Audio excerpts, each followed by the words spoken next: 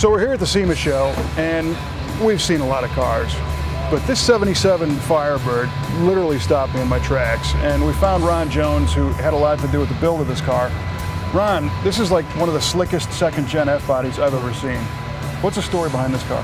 Well, we had a customer that came to us and just wanted to do something different and unique with the car. At first, I wasn't really excited about a second gen, to be honest with you. Yeah.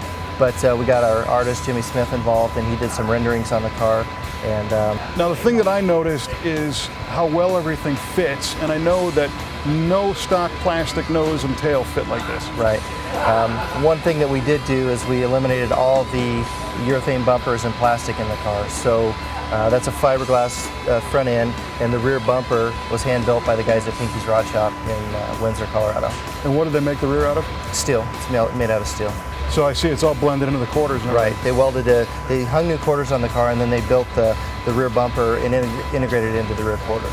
Obviously the stock taillights wouldn't work, so we had Mike Curtis design a set of one-off billet taillight inserts, and then put the lens and stuff back in it. So it looks like this is much more than an appearance package too, right, because you've got some trick sheet metal work and a badass motor under the hood. Right.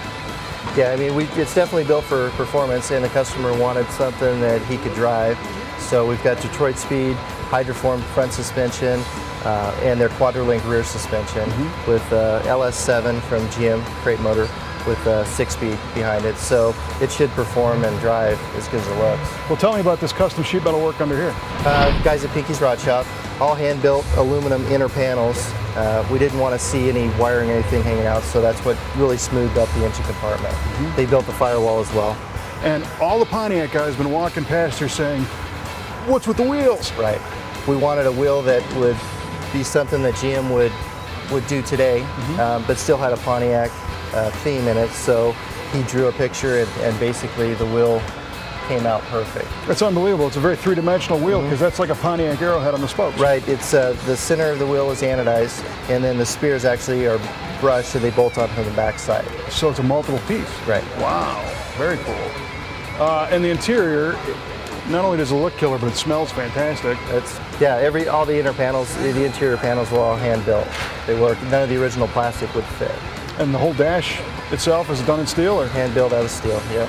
And you told me, I haven't peeked in there, but you told me that there's a full roll cage in this car? There is a full cage in the car.